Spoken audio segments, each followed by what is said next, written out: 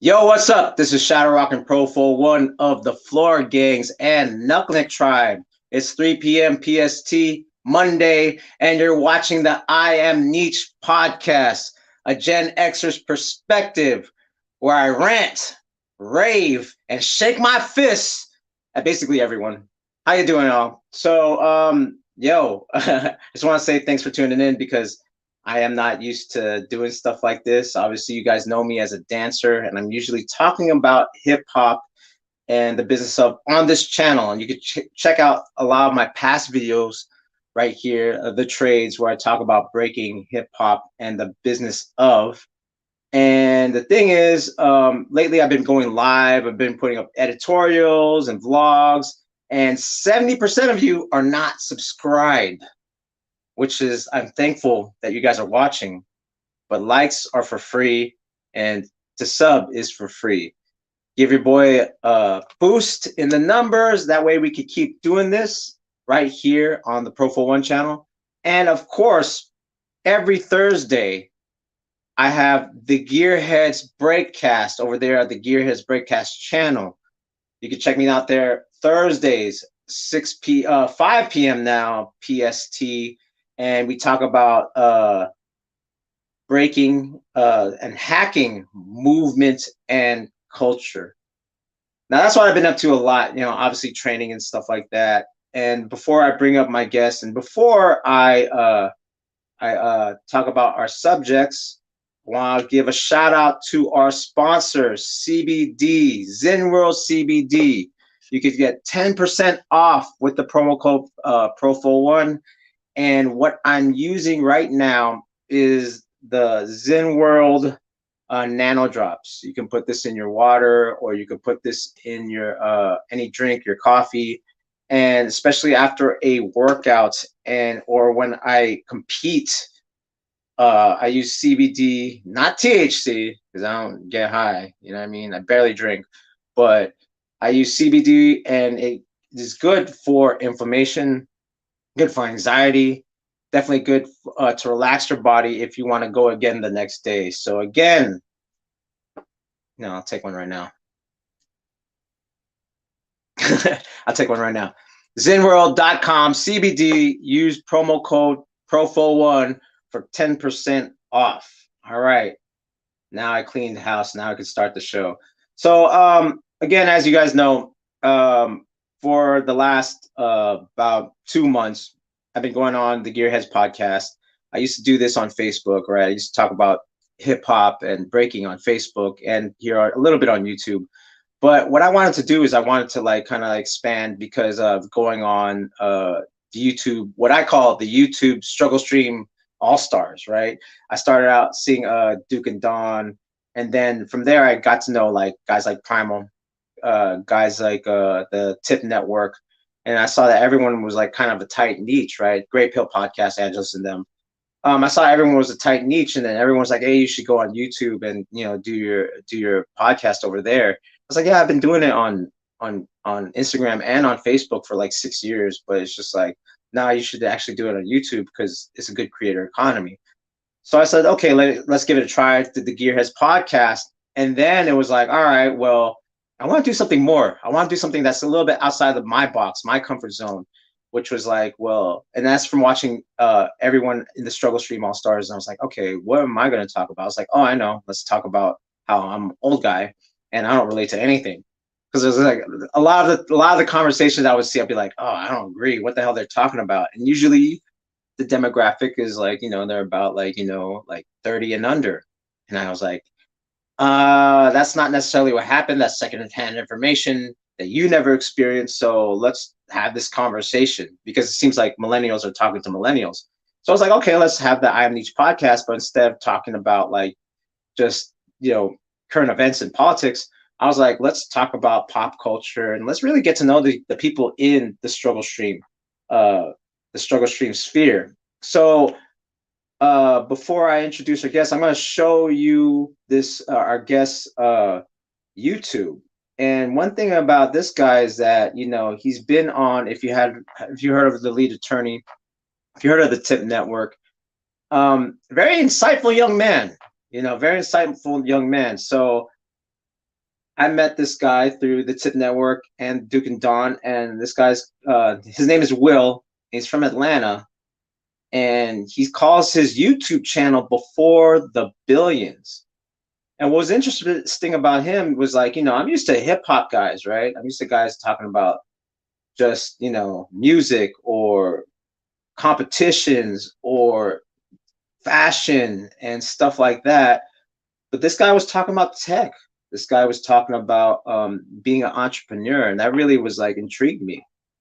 So I was like, you know what, like, and then he would be on the stream, and we'd be on the same stream sometimes, and he's talking. And I was like, well, this guy's, I thought he was actually closer to uh, Duke's age, or no, or not Duke's age, Primal's age, like maybe late, like mid to late 30s. And then he was saying, it's like, yo, I'm 26. I was like, wait, you're 26?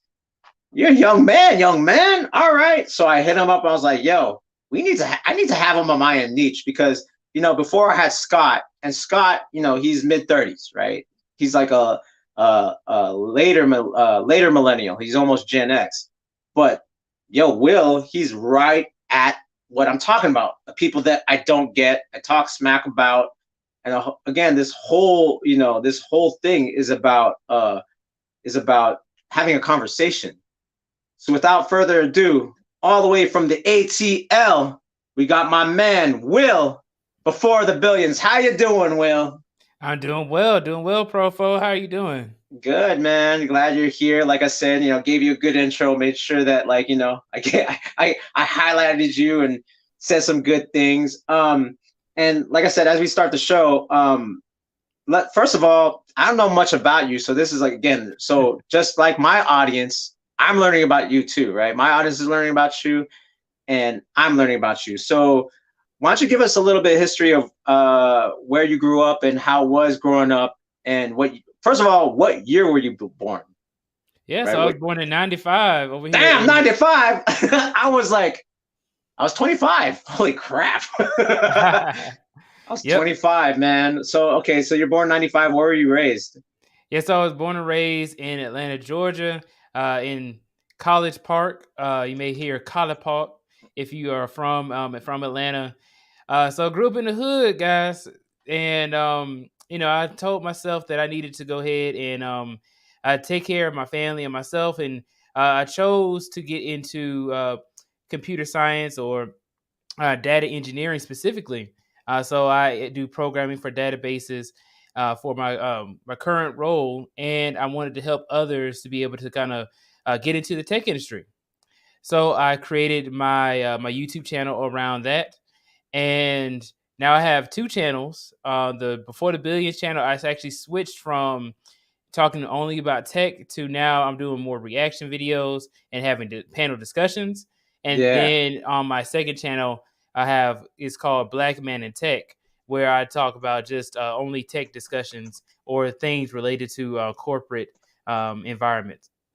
So yeah, it's all to help out people in order to help them to get to the bag and also to have a more fulfilling lifestyle. In addition to that, I do post workout videos and me trying to motivate others in order to get them to take care of their health and stuff like that by watching my journey, because I used to be 300 pounds and then now I lost like 80. What? Whoa.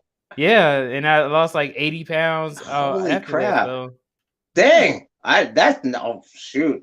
Well, only if you could have filmed yourself back then. It was like too much Waffle House, huh? See, I know I about Waffle did. Yeah, House. yeah. Waffle House, Chick-fil-A. Yeah. Oh, You yeah. know, yeah. Word. Word. Yeah. So that's crazy. So, what turned you on to YouTube? I guess, right? So, like, if there was like, instead of just like, how some people like to keep quiet and they like to just do their thing and just like kind of like handle their business behind the scenes and just get successful that way. What turned you on to actually, like, basically documenting your journey and interacting with other YouTubers? Yeah. So what got me into it really was I wanted to start a podcast after watching Kevin Samuels. That After watching his live streams, and then also the average at best video, and I came out with a topic or a niche that I wanted to get into, which was the tech industry, helping people get into the tech industry, because I actually got laid off around that same time. Oh shoot. And Well, I that got laid fits. off. Yep. And I said, you know what? Let me go ahead and help people to not get into the same situation I was in. Right. So that's what I wanted to do. I wanted to help people not get in that same situation. And then I said, okay, let me go ahead and start doing YouTube. The person who really catapulted me into going hardcore into it was the lead attorney. Shout out to the Months lead. later, yeah. Right. So months later, after I started doing YouTube, then he got me into, hey, you know what? Let me go ahead and get rid of all these excuses. Oh, I don't have enough time to do YouTube. All this, I work, a full-time job.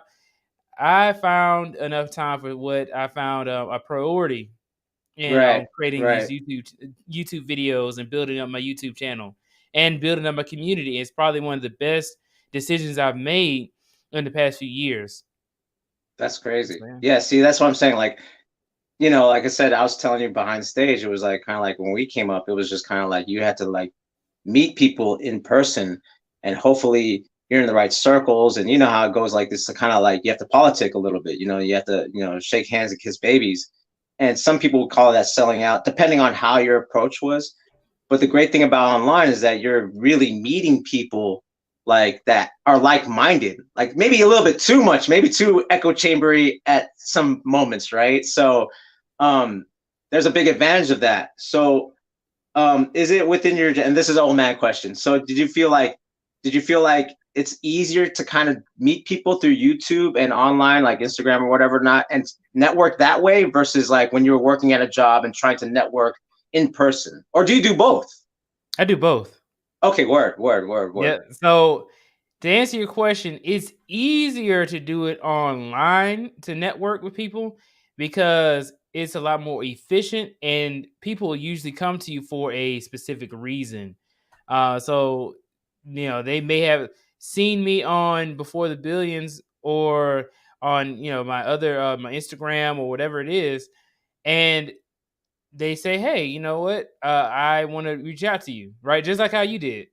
Right. um Yeah. or and in person, that's where you meet people in real life. You know that they are, especially when you go to like networking events, you know that they're at least Mm, like-minded, right? right. The only thing is that people, if you meet them for a networking event, they have no clue who you are.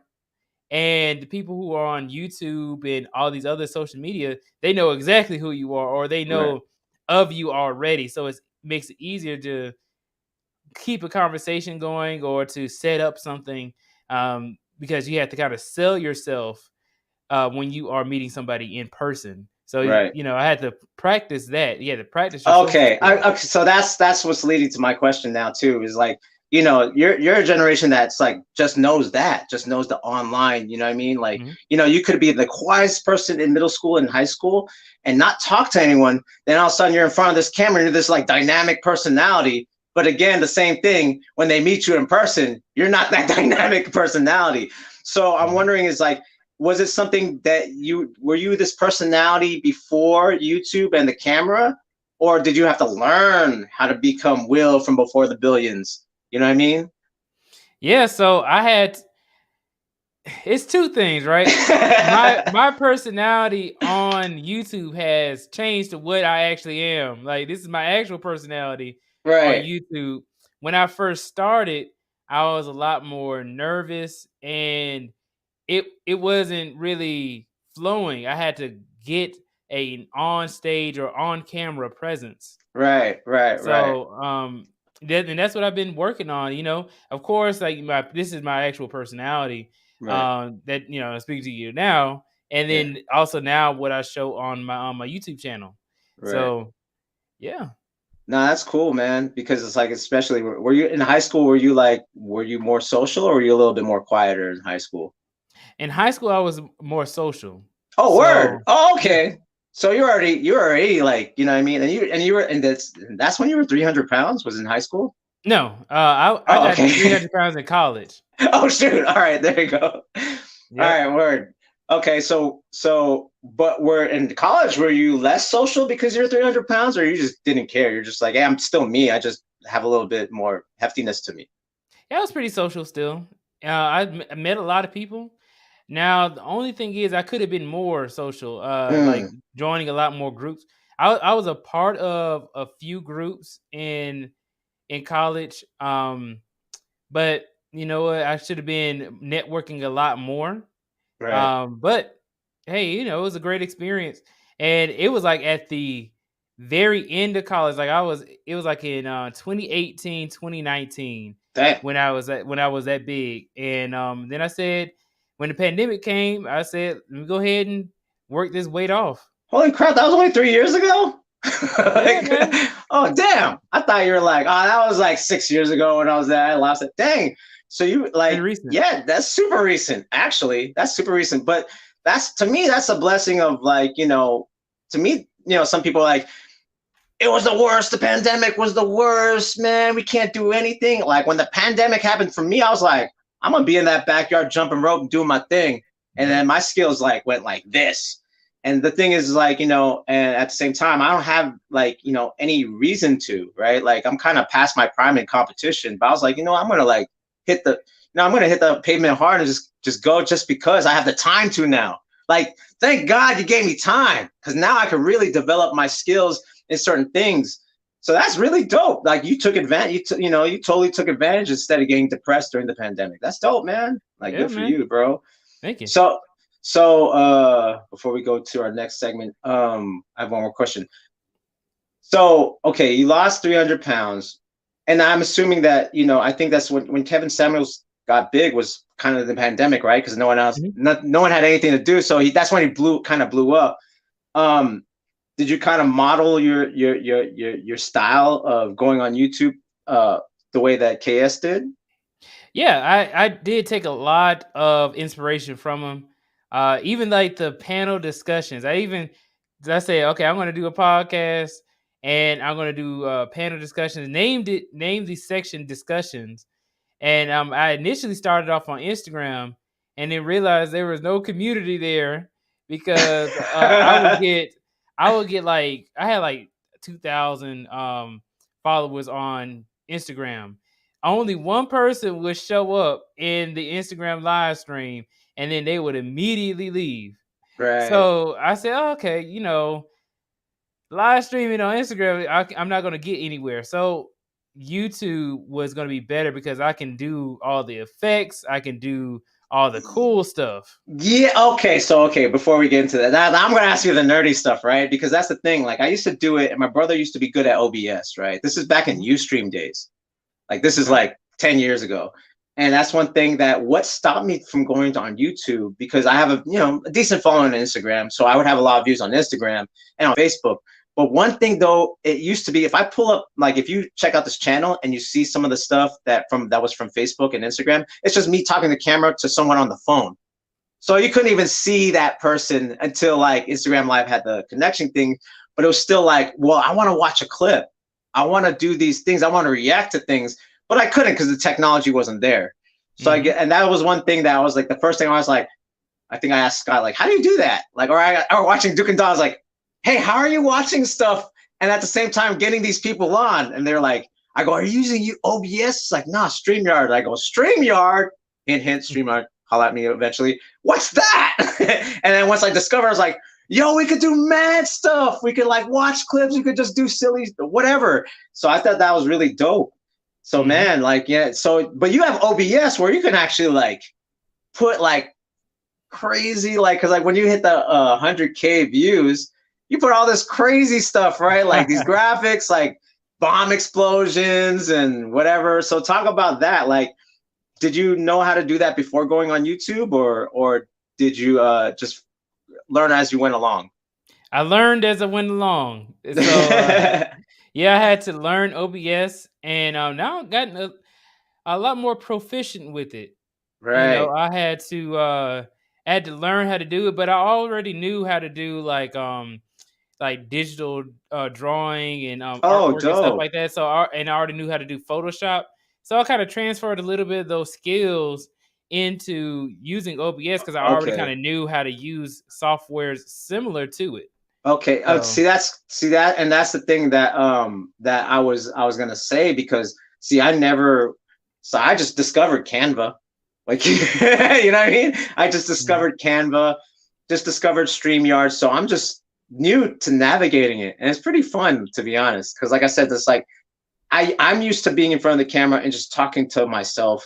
And where I'm talking about these things about dancing, and most dancers, they're gonna be bored, right? Like, they're like, okay, we're just seeing one head talking about dancing versus watching dancing. So that's why it's like when I found out about StreamYard, I was like, yes, finally, we don't have to have all this equipment and stuff like that. And then the fact that you already had skills in those things, like in drawing and Photoshop, really does help, because and now we're talking about entrepreneurial stuff, that where it's like you don't have a staff yet, so you have to do it yourself, right? You have to do the editing post, you have to make your thumbnails, you have to you have to know the right equipment, as far as like just even like microphone and headphones and stuff like that. So that's dope that you were able to like learn as you went, but you still had kind of experience prior to that. That's dope, man. That's dope. All right, that's a good segue. So talking about art, now this is the fun part. This is the fun part, people. This is what's different about this podcast, is that I'm going to have topics. So this one we're calling juxtapose, right? So this is where like I take my guest and we juxtapose. Like usually I would like to do music. Again, I talked to Scott about that earlier. Can't do that because of copyright, but we're going to get copyright claimed anyway. But I always ask the guest, what pop culture that maybe I don't know about that you can introduce to me and make me go, okay, that was dope, or that was trash. And then I do the same. Like I take some stuff from my childhood and nostalgia and introduce it to a young person. Or if it was an old guy, we both talk about it, right? So when I asked Will that, he was like, all right, now saying this, the subject that he was talking about, I was like, all right, this guy likes comics, right? Or he likes comic book movies, right? So what we're going to react to right now is a little trailer. I'm going to press play now. And then I like to set it up. Don't like the, behind the scenes stuff. I don't like the behind the scenes transitions.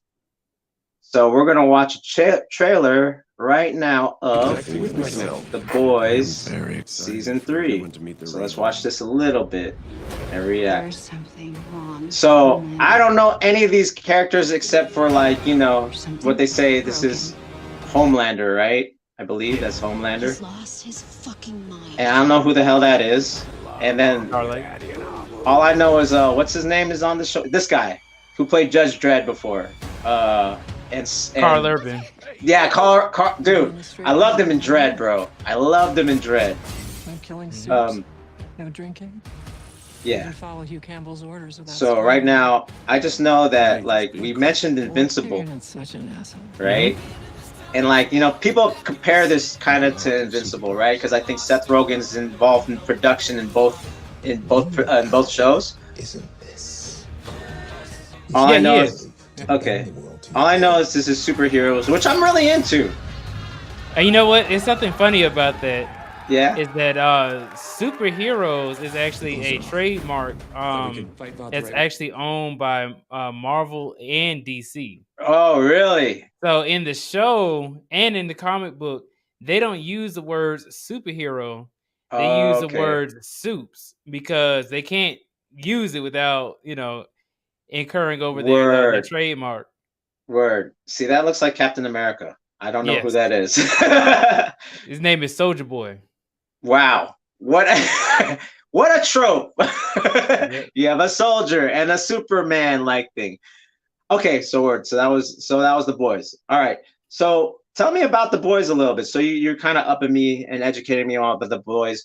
So obviously there's a lot of tropey things, right? Just like Invincible, right? There's a lot of tropey things. You have your Superman character. There looked like there was like a Wonder Woman character. What's the thing about The Boys that makes it different from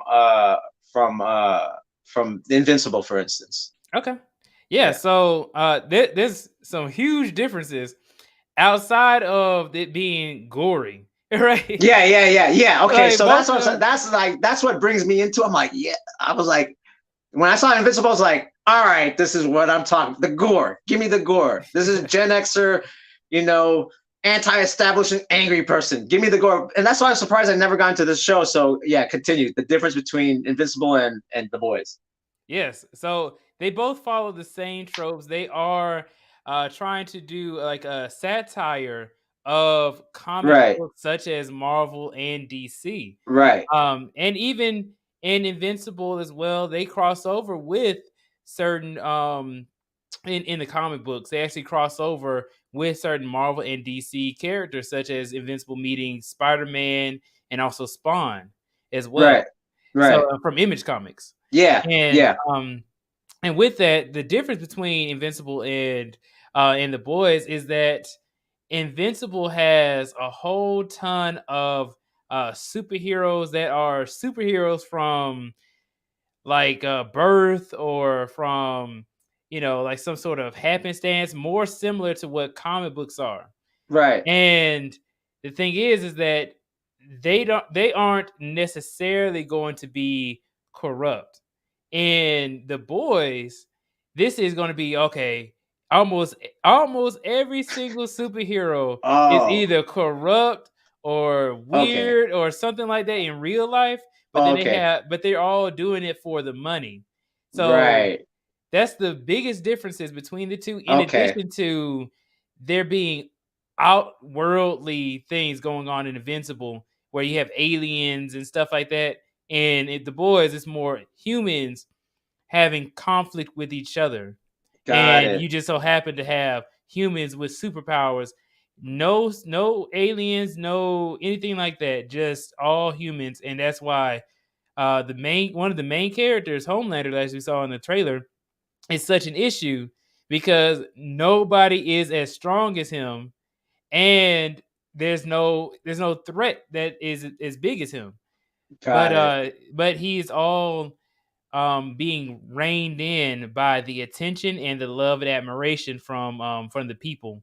And also, of course, he's getting paid, and he gets to live the life that he wants. So it's almost like actually like kind of like being like a millionaire or movie star, kind of like what people Yes. do when they have the spotlight on them. Can they handle it? Whatever, whatnot. Dang, that sounds pretty interesting. Okay, so all right, which I mean, it's dope because like usually when I hear people talk about cartoons or shows, it seems like with millennials more, they're like, we don't want the gore, we want the fantasy. Like we don't want some of them are like, we don't want the reality. Give us the fantasy, depending on whatever anime or cartoon that they watch. It's always like, nah, that's too much. You know what I mean? Like that's why I liked Invincible so much, because like taking those tropes and it's cartoons and they go ham. The last episode, the subway, oh my god, they Yes. go ham. Like Yep. Robert Kirkman goes ham on that. So that's pretty dope. Since you brought up, I'm gonna go juxtapose it with something else. Have you ever heard of the Mighty Orbots? No, I have not. Okay, so we're gonna go for. So this is what I like to do, right? I like to blow people away with like this actually existed. Like, so this was like actually 1985, and it was a show that lasted one season on ABC, and you could see kind of like the influence of anime pre-90s, and this is called the Mighty Orbots. Of the United Planets, stop the evil computer Umbra? You bet they can. Meet Rob Simmons. That's what I'm saying. This is like 84, 85, so early anime, like early hiring a Japanese studio to take an American property. Master of the elements. And Crunch, the metal muncher.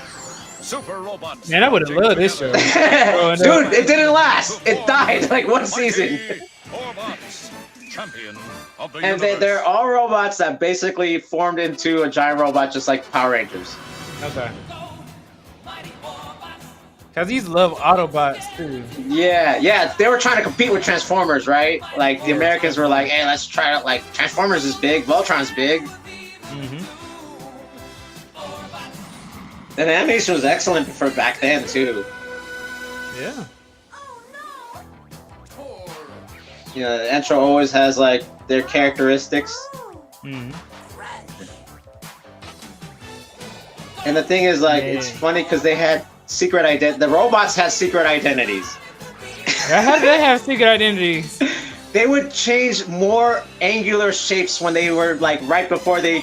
It was weird. No one recognized them. It was kind of like. It was kind of like. It was kind of like Superman. Like, you know, you put on the glasses. They would change shape to be a different. Like, so you know how the fat one was like kind of rounder. But when he would go into his secret identity, he became more angular, even though he was the same robot. And then they were all of a sudden like service droids to like superheroes because they got more square-like. And then they formed into the big giant robot. The animation was really crazy and cool. Yo, shout out to Angelus. He was like, "Go bots, I want a link." That's some old man shit right there. So that was like one thing from super obscure. So you've never heard of them, huh? Never heard of them.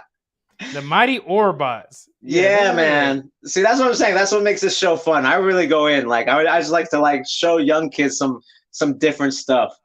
We're gonna go into a violent cartoon later, but we're gonna react to a different trailer. So we talked about, all right, something that you brought up. You're like, yo, like, what else is there? And you're like, yo, let's watch, like, you know, we're talking about, you know, Thor: Love and Thunder. So I know that the final trailer came out today. I already watched it, but let's watch a little bit of Thor: Love and Thunder final trailer right now. Yes, we are a reaction channel right now. Before the billions, we're reacting to Thor: Love and Thunder. Let's bring the rainbow. The only ones who gods care about is themselves. So this is my vow. I hear Christian Bale's pretty good as Gore.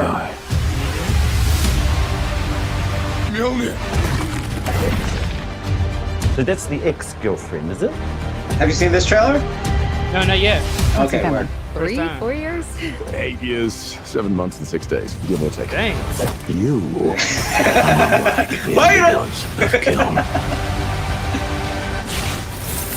Yo, It's just my first bad guy. this shit is funny right here. This scene coming up. I'm gonna choose my own path. My superheroing days are over. Yo, that's crazy.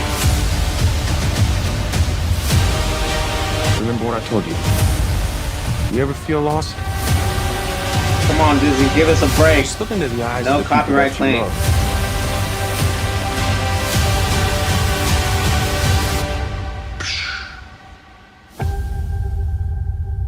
This part is funny. Wait, did they show it? Oh, no. All right. Nah, because it shows him doing the splits. Like, stopping it. He does the splits. That's just crazy as fuck. But anyway. Yeah, so you're hyped about this one? Oh, yeah. I really am. Yeah. Do you like the direction they took? Because, you know, originally the first film was Keith Branagh, right? You know, he was more Shakespearean, Hamlet. And then the second one was a director from Game of Thrones. Yeah, then that was the worst one. Dark World was worst one. Yeah. You know, they went for like super serious, right? Obviously, they went for super serious, and like, you know, obviously didn't work, right? And then of course Taika Waititi from New Zealand, and you know, and what he did with Thor is basically revamped him, right? They made him a little bit more, you know, comical and stuff like that. How do you feel about Taika taking over from the Thor image? Yeah, I love it, man. I mean, you know, Thor is way more relatable now. He feels more not only relatable, but also to me seems like his feats have grown as well. Right. I mean, like, and you know, I know that we have Gore the God Butcher in this new movie. Yeah. And if you guys have seen any of the comics with Gore the God Butcher, you know he's like up there. He's really strong. Yeah. So like a lot of people complain about like, well, he's not in makeup because obviously Christian Bale doesn't want. He's like, I ain't trying to do that shit. I ain't trying to put on the makeup because obviously Gore has like, he's like no nose, like kind of like he looks like I guess Voldemort, right? How do you feel about that? How do you feel like, do you care or do you want it more comic accurate? I think he did. I think it looks nice because they could have gone the CGI route, and then he wouldn't even, he wouldn't have even look like it would just been his voice, like they did with Rocket Raccoon. Yeah. Yeah, but I like this approach. I mean, he doesn't look like because Gore looks like a serpent looking kind of alien. Yeah. But he looks menacing. He looks, same color and everything. So I think it's still gonna be good, and he still does look monstrous. In like certain scenes that was in that clip. Right. What was I gonna say about? Did you watch Multiverse of Madness? Yes, I did. So yeah, did you like what's his name as Mr. Reed Richards? What's his name? John Krasinski? Yeah, John Krasinski. Yeah. From The Office. Yeah. Yep. And it was. I don't know if it's spoiler alert. Spoiler alert! There you go. Yeah, spoil away. Yeah. So John Krasinski, he did a good job as acting as Reed Richards. The only thing is that scene where he came in was so stupid to me. Let me just go ahead and tell you guys ran away, bro. Ran away. Go ahead. It was quite literally, let me just go ahead and tell you Black Bolt's power, so that way she could just go ahead and get rid of it, right? And then what made it so bad is that why is that Black Bolt, if he doesn't open his mouth and speak, if his mouth is closed, how did his power still work? Right. So he whispered under his breath, and then his mind exploded. You know what I'm saying? Like, I get it. Yeah. What do you think? Do you think that's a good casting though for Reed Richards? Yeah, it was pretty good casting. Yeah. Would you like to see in the future? Because obviously they're working on Marvel's working on Fantastic Four right now. Would you like to see him continue as that character? Yeah, I would. All right. So here we're gonna go juxtapose.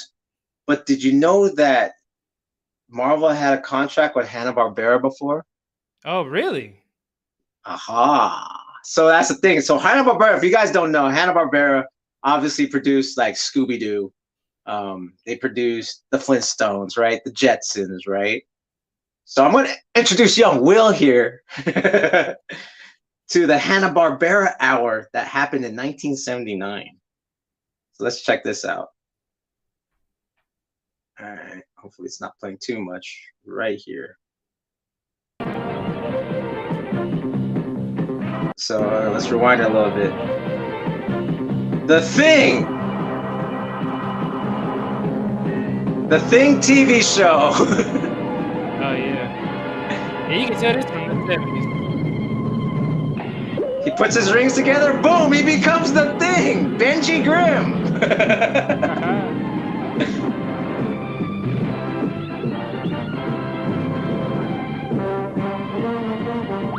Yeah, help him out.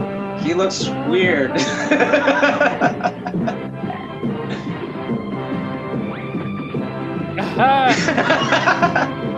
And he's with Fred Flintstone, bro. Just chilling.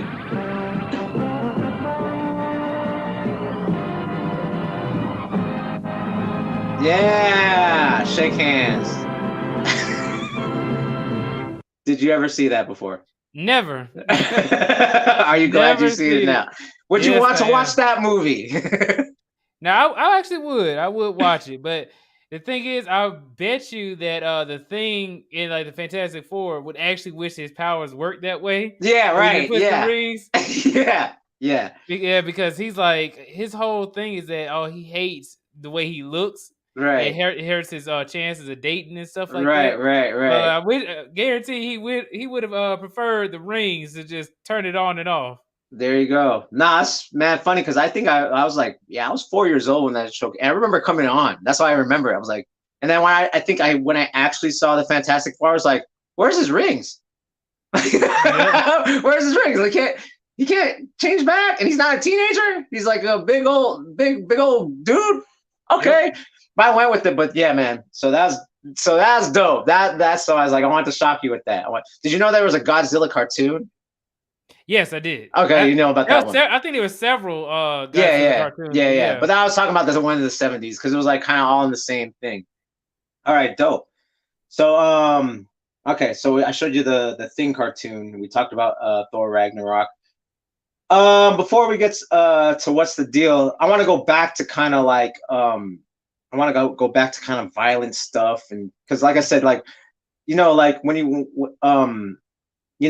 the boys and Invincible kind of have, to me, in my opinion, kind of have Gen X sensibilities, like kind of like what we want, because like everyone back then used to not take animation and cartoons and comic books seriously, so they were just like they looked at it as hokey, right? Like like the Batman '60s TV show. So like for a Gen Xer perspective, we wanted something that was taken super serious, right? So when we saw like Invincible and the boys, we're like, that's super serious. Have you ever heard of Fist of the North Star? Yes, I have. Oh yeah, okay. I'm not gonna show that then. I was gonna be like, I was like, do you know about Fist of the North Star? Huh? Yeah. And it's like, oh, you know about that. But that's what I'm saying. Like when we first saw Invincible, that was kind of like, yo, that's speaking to us, right? That's speaking that Fist of the North Star type kind of things. Yeah. All right, dope. So you heard, that's dope. So how did you hear of Fist of the North Star anyway? Because it is the inspiration for a lot of anime that I watch. Word. Okay, so all right, let's have that conversation a little bit before we go for what's the deal.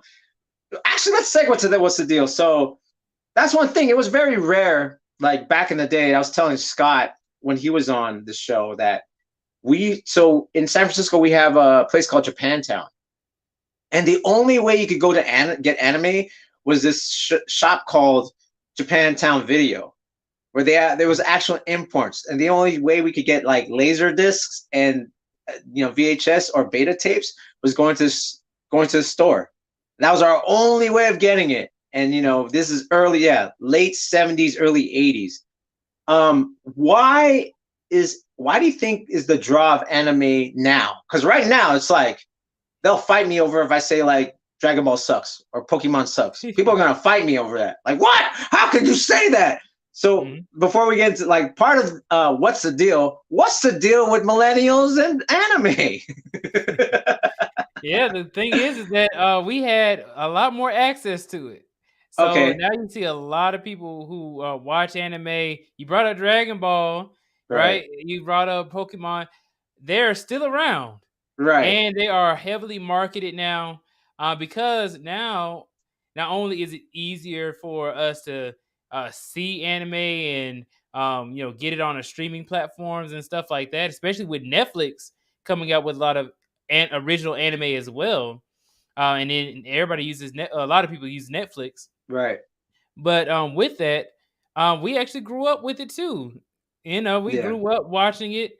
So shout out to Cartoon Network and Toonami. Toonami got me into it. Okay. And, okay. That's and ever since then, and Toonami, I think it's still around.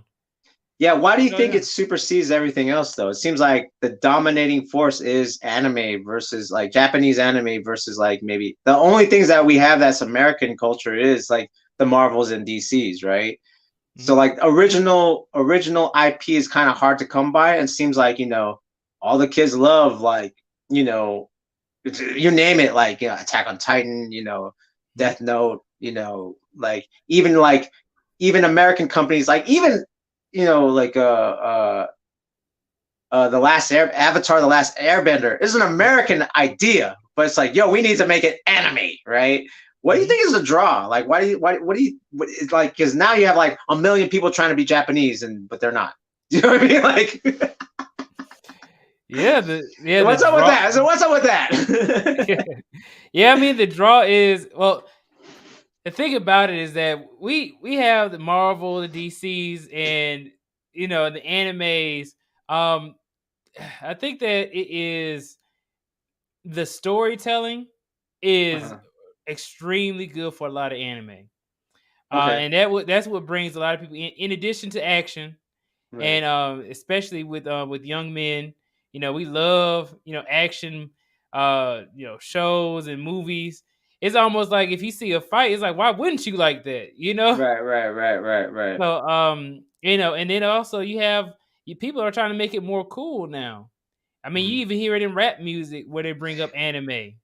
Yeah, and this is why I'm bringing it up, because it's like, okay, so this is like a little bit of confession on my side. So I was a big fan in the 80s. I was a big fan of Teenage Mutant Ninja Turtles, but not the cartoon show. I was a fan of the original comics, and the original comics were super gory, and they all wore red masks. And it was a black and white because they were an independent company. You know what I mean? So it was just like, it was like a weird thing. And it was they killed Shredder the first day. The first issue, they killed Shredder, right? And they probably didn't think that the property was gonna, get very far. But all of a sudden, like, a corporate company came in. It's like, hey, we're gonna give you an animated show, and we're gonna make toys out of it, but you have to get rid of the gore. Oh. And you have to, you have to get rid of the gore and put them all in different masks. And that, to me, Teenage Mutant Ninja Turtles was the first cartoon that created, besides Spider-Man, the teen talk back, smart aleck hero. Oh yeah. And then after that was like Power Rangers. Again, teenagers, and they know better than adults. Prior to that, Spider-Man was the only guy that was like that. Everyone else, like Batman, Superman, they're all adults. They're all very serious, right? Spider-Man was the only one that had problems, right? But he was only smart alecky when he had the mask. But as Peter Parker, he was like shyer, whatever, regular person. But Teenage Mutant Ninja Turtles, after that cartoon, because like, even though they were Teenage Mutant Ninja Turtles in the comics, they were super serious. They were like, we got to kill people. We got to kill Shredder. This is fucked up, right? While like in the cartoons, like, hey, man, don't have a cat, the Bart Simpson, like. And I feel like anime kind of has that, like, I'm the innocent teenager and I need to fight for my place in society. And I feel like that message is crap. I'm sorry, guys. I'm a Gen Xer. Like, that message is bullshit. You are not going to be like this, I'm going to try hard and be still like, try hard and succeed. I think that gives a false message of reality, in my opinion. And maybe that's just my Gen Xer, right? That's me talking shit. So what do you think about that, Will? Like, do you feel like a lot of people from your generation is like, I relate to Naruto because that's me. I relate to Ash because that's me. But when they grow up, it's like, you can't be like that. What do you mean? And then they have a shit fit and spurk out. Yeah, so I can understand what you're saying. I mean, like, Teenage Mutant Ninja Turtles, where they're actually gory and serious, that actually kind of sound cool. Like, I wish we actually came out with something like that. But dude, the first comics, man, were the best. They were the best, bro. They were the best. Yeah, I gotta check it out, man. But yeah, I completely understand. I mean, now it's like, oh, they eat pizza all the time. Yeah, they're like skateboarding. They fight robots because you'll see this a lot with anything where they actually use real weapons. Even Wolverine, where he had his claws in the movies and stuff like that. Right. They would not fight against like real people because they don't want to see you actually kill real people. They want to see you like beat up robots and stuff like that. Because it gets rid of that. It makes it easier for more people to watch. Yeah, exactly. And that's the thing. It's just like, and then it was funny because when it came out in the 80s, there was a divide. There was the comic book fans that were like, we want it this way. And then there was like, of course, it being popular, you know what I mean? And it was like a worldwide phenomenon, and they're used to the TV show. It's kind of like, I would be like, nah. And I was like 12 at the time, right? Or like I was like 11 at the time. So I was like hardcore into that comic. And then when it came on TV, I was like, wait a second, this ain't the comic book. And then all of a sudden everyone loved it. And I'm like, no, don't, this is not it. I was like all sad boy about it and stuff.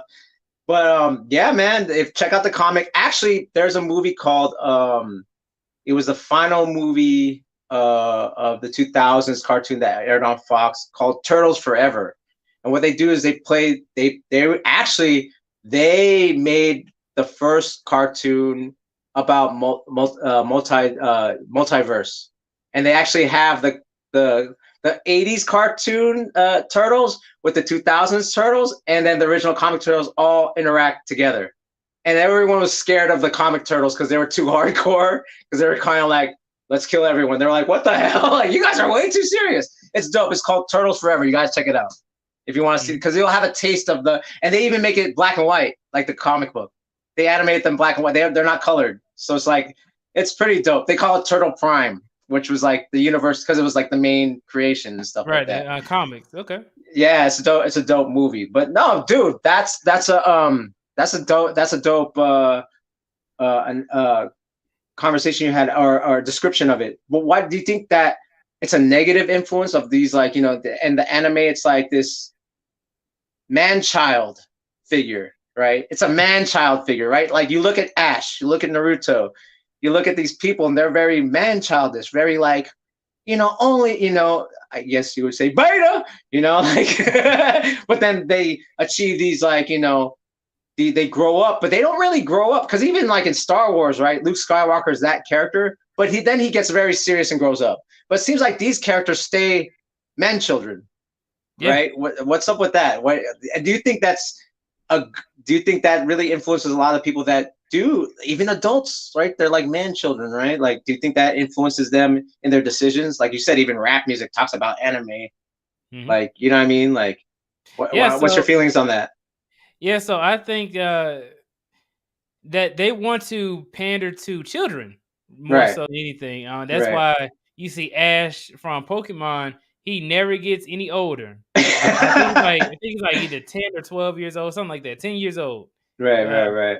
And then like, and the thing about it is that they always keep them in this cycle of, oh, they do such amazing things.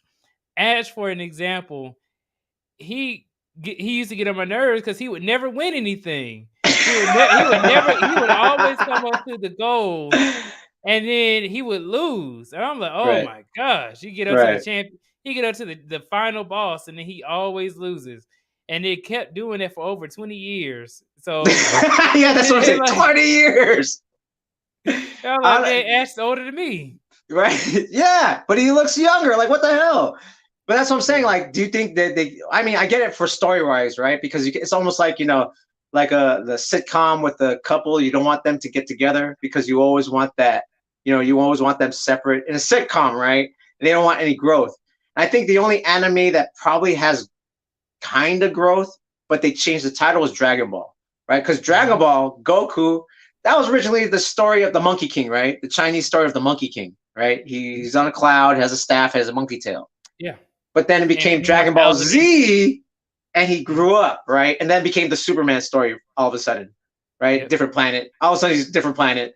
Then, you know, you have General Zod. Yeah. And then General Zod comes in, who's, you know what I mean? Like, it's the Superman story. We just took the Akira animation and just designs of, like, well, Tetsuo's hair got flamed up because of I don't know if you've seen Akira, right? Yes, I love it. I mean, that's the designs, right? That's what basically Dragon Ball became. Dragon Ball Z is like, let's take the designs of, like, and concept, the images of Akira, and put it into our new cartoon. That's the Superman story, right? Like, and people love that. Like, and it's the same thing. Like the train hard. Like and you know what? I'm not against the training hard thing. It's just like, I feel like, because I have a lot of clients that are millennials, right? I have a few. Actually, all my clients are millennials. They're not Gen Z. And some or one or two Gen Z people. And it's always this, like, process of, like, if I fight hard and keep going, I'm gonna do it. But then yet they lack the awareness to microcalibrate, and they don't want to feel defeat. And in my opinion, sometimes you have to feel defeat to get better, right? And they refuse. And I feel like, and maybe it's just the old man in me, I feel like you guys watch too much anime and don't want to feel defeat. Like, it's okay to feel defeat. Just learn from it, versus like, no, I can't ever admit defeat. Like, do you think that's true? Am I tripping? Is it just me? Like, yeah, I think that is true. I mean, in general, nobody likes to fail, but then failing is how you get better. That's how you learn, and you should most definitely not fear it, because then you'll stop trying. So yeah, I think that there is a thing that's going on where, you know, people just don't want to even try a lot of the time because of the fear of failure. Right. And that's why I'm talking to you now, because that's why we're gonna, like, link it to, like, you know, what this podcast is, that I am niche, because that's how I survived. I was niche. It wasn't like I was trying to be popular. Like back in the, like, Gen Xers, actually, we refuse to be popular. We kind of, like, don't like it. It's kind of like after hipsters, they probably got it from us. Millennial hipsters got it from us. But our whole thing is, like, Like Nirvana. Nirvana never wanted to be popular. They want to make a living, but then they never want to be popular. Look what happened to Kurt Cobain, right? Like if you look at the GenXers music, what we made was like we created Public Enemy, which was about fighting the establishment. We made NWA, fighting the establishment. Metallica, fighting the establishment. All these popular music that I came up with was about fighting the establishment. Versus now, it's like, yo, if I eat a piece of shit off the street and put it on TikTok and I get 1 million views, I made it. Like, is that true? Or am I tripping? Do you think that's true? I mean, it's crazy now. Like, yeah, you can go viral for a lot of things. Now. Yeah, that's what I'm saying. Yeah, you saw the lady who put the glue in her. Oh yeah, the Gorilla Glue. Yes, like was that for the views, or she just really wasn't thinking? She really wasn't. She thought that because they actually do make like hair glue that does have a gorilla on it, but then she got confused and just put actual gorilla glue into her hair. So and then she went viral and gained a following because of it. So, and do people still follow her? Like, really? And she's like, watch me like put cheese fries on my hair now. Like, no, what does she do? What does she do? I don't know, but she actually did get the glue removed from her hair. Oh my gosh. Yeah. But see, this is what I'm saying. Like, so explain that to me, because we were very like anti being popular. Like we were like, find our tribe and lock down in our tribe. That's it. Mm-hmm. If we can make a living off of it, dope. But it wasn't like a thing to be like anything and everything to gain popularity. So do you think that's just something I'm tripping about? Or what is it about your generation that wants that versus our generation who are kind of like, nah, leave us alone. We're doing our thing type thing. Yeah, it's the gamification. That's what it's called. Gamification. Okay, yeah, good. Media. Yeah, good. Let's talk about that. This is new. That's a new term. Let's talk about that. Let's talk about that. Yep, the gamification of social media. Because now we actually have people who analyze these things on a daily basis. That is their full-time job, is to figure out how they can influence people in order to use their applications more often for financial gain. That's why you have people swiping up on their phones whenever they are, on Instagram or YouTube. That's actually the biggest thing. Like whenever you swipe, that's actually an addictive way of getting more people to use a software. Like going through people's feeds and all kinds of stuff. They even changed it to where you don't even see the good majority of your followers or people who you're following. You see advertisements or people that they think that you want to follow. Right. So that way you stay on the app more often. And even YouTube, for an example. Yeah, for sure. For sure. YouTube wants you to be on here 24/7 if they could have you. And 7 days a week. Right. And even to where they have changed their monetization to where you have to have people watch you for at least 4,000 watch hours. Yeah. Like I said, I was on YouTube before and I was like, I made 2 cents today. Cool. And then all of a sudden it went away. I was like, what happened? And until I met you guys, oh, wait, because it was very familiar to Twitch, right? Twitch partner type model, right? Mm-hmm. Twitch was first, right? As far as that model, like get this many people and whatever, and then become a partner. I'm not sure. Okay. But yeah, because I have a Twitch, but like I don't use it for I just like watch people from time to time. Yeah. Because I tried to go on Twitch because my friend got successful on Twitch making computers and like making beats online. He's like, you should go on Twitch. And I tried it and I was like, okay, it's not working. I already have like 500 subs on YouTube. I'll just put life into. I'll just transfer what I do on Instagram into YouTube. I'm going to do the same philosophy. Seems to be doing okay. You know what I'm saying? That's crazy. What'd you call it again? So gamification. Yes, gamification. And do you think so? That's the thing. What now? We're gonna get kind of serious right now. Topic's gonna get kind of serious. But do you feel like that's what's going on? A lot of like the topics that we're talking about, young men or people gamifying everything, right? Mm-hmm. They're watching anime. They're playing these games, and it's like, do this to unlock this, and I'll get this. When life is not necessarily like that. Life is, fuck, I got punched in the face. And then, okay, I'm going to learn how not to get punched in the face when I'm sparring. So I'm going to tell you a real quick story about how I was dumb and young. So I used to do. I was dancing first, and then I took a break from dancing and got into martial arts, right? So I started to do Wing Chun Kung Fu, right, which is what Yip Man taught Bruce Lee, was Wing Chun. I was fairly okay at it, getting good at it, and then I didn't know the difference between real sparring and what we were doing in Wing Chun. We were kind of just tapping each other. I walked into a Muay Thai place. This is like 1994. I walked into a Muay Thai place, never got punched like with gloves on. I was like, let me spar someone, right? And the teacher's like, I don't, the instructor was like, I don't trust you. Like, just spar me. I got lit the fuck up. Lit up. Bop, bop, bop, jab. Didn't know that. I was like, because I'm used to in Wing Chun, you grab and you can do all these things, but when you have gloves, you can't grab. And the other thing is, like, I was not used to getting punched in the face. I was used to get maybe a slap or a tap. I learned real quick. I took that L that day, and my boy was there. You know what I mean? My boy was watching me. He's like, yo, your head was bouncing off the wall. Like, he got me to the wall, and my head was bouncing against the wall. Oh, my gosh. But that was a real experience. It wasn't theory. Like, what I thought I was doing it could still be applied in the right situation. But I needed to feel what that felt like first. And I feel like no one really goes through that anymore. They don't want to feel that loss. Because that's a long way home with your boy watching you get your ass beat, right? Like that's a long drive home where you're just like, damn, I feel stupid. Every theory that I thought I was good at the skill set, and it didn't apply in this situation. You know what I'm saying? Do you feel like millennials and Gen Z are kind of afraid of that process? Because it's easy now. It's like, if I play Apex or Call of Duty, I unlock this, and this is going to happen, and then this is going to happen, and if I do this, and I read this, and I watch it on YouTube, and this is what it's like. A lot of theory. Do you think it's because of this gamification that you're talking about, living through gamification and then through experience?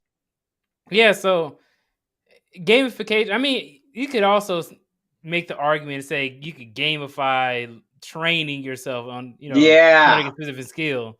But then when you're talking about like the social media and stuff, right, they don't even get out of the house a lot of the time. Right. So you won't even be encountering situations like this.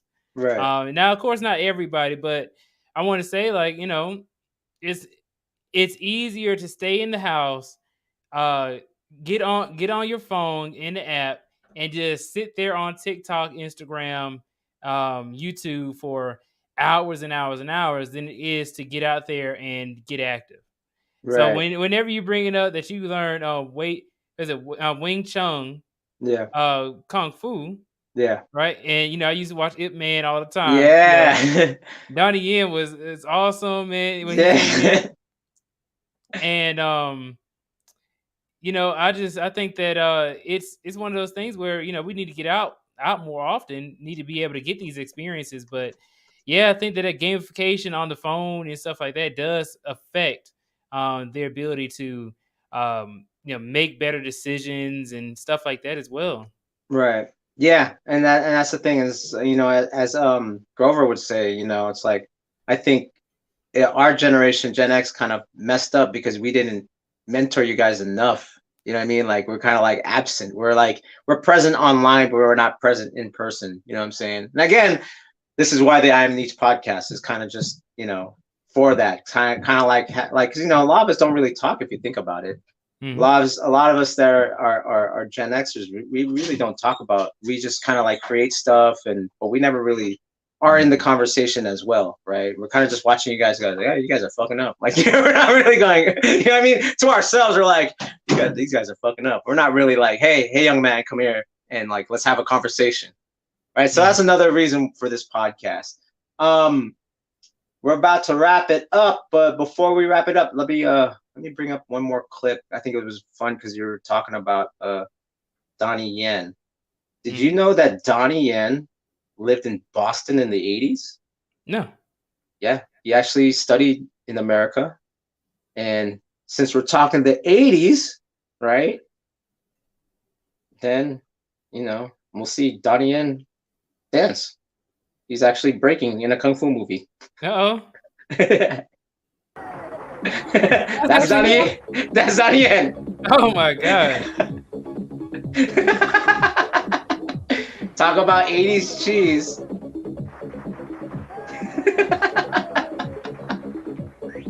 He's not bad. He's not bad. He's not bad. There's a few more clips of Donnie Yen. You can look it up on YouTube. Just look up Donnie Yen breakdance, and you'll find some stuff. And he'll actually use kung fu in it. He actually worked. Yeah, he actually worked with Wu Ping, who directed the Matrix movies, the fight choreographer for that. He did one called Tai Chi. I forgot Tai Chi, whatever. And he does breaking in it, but he mixes up the kung fu with it. It's pretty crazy. So before we wrap up, did you have fun? Oh yeah, I did. It was a great time, man. Yeah, man, just different pop culture things, and we got a little bit serious about certain topics, and you filled in a lot of gaps that I was trying to like, and I was like, that's why I always like to have the conversation because I don't want to just assume like, is it just like, oh, this is how these this guy is or that person is in this generation, whatever. I want to make sure, is it just me? Is it just something that I'm just have a stick up my butt and I don't see it, or is it like something that everyone observes? You know what I'm saying? So dope, man. Is this where they can find you? You can find Will on IG. Yes, sir. Yeah, before the billions. Yeah, and you could check out his YouTube too. Let me pull that up again. Before the Billions YouTube, and then what's the other one? I was trying to find it earlier. Yeah, Black Man in Tech. Black Man, and just put that on. It's actually if you scroll down, then it is the feature channel. Okay, on my let me see. Billions. Where can I see that? Sorry, now I'm being an old man. Where can you see the feature channel? There it goes. Oh, you just scroll down. Okay. The playlist okay, right here. Got it. All right, right here. I'm gonna subscribe. Bang! Just subscribe too. I appreciate it. As y'all should do too. Subscribe to Will Before the Billions. Is there any shout outs that you like to give? Any last words? Yeah, I want to give a shout out to you, man. Thank you so much for having me up. Yeah, dude, this is cool. Yeah. It won't be the last. Like I said, maybe what we'll do is like, how like people like to do like the panels. Maybe what I'll do is like on the I Am Niche guests when I get them up there, then we'll have like a whole panel where we could just discuss something. I'll bring up a topic or some pop culture thing, and we could all like react to it. Yeah, man, I love it. Cool, man. Well, thanks a lot. Again, before we wrap up, I want to give a shout out to the sponsor, Zen World CBD, right here. These are called the Nano Drops. CBD is not THC, so this doesn't get you like, psychoactively high, but it does help with inflammation and repair after workout. 10% off. It says 15, but 10. Oh, oops, wrong one. Struggle stream has started. I thought I was smooth, man. I thought I had it. But never mind. Damn it. Where is it? See? Now, when I thought I was good, there it is. Boom. Here it is. 10% off. I thought I was so smooth for a while until that. Then I became Struggle Stream All-Star right there. I became part of the Struggle Stream. All right. So yeah, CBD 10% off with promo code ProfoWon. They have roll-ons. They have other things. Check out the website, zenworld.com. And of course, again, check out my other channel, Gearheads. We're on every Thursday, 6 p.m. Pacific Standard. We talk about hacking, culture, and movement. You could follow me at IG at PROFO_FLGZ. And again, there's 70% of you that are watching but not subscribed. So please like and subscribe because they are for free and you can help your boy out. All right, this has been I Am Niche with my man Will from Before the Billions. I want to say peace and see you guys next Monday.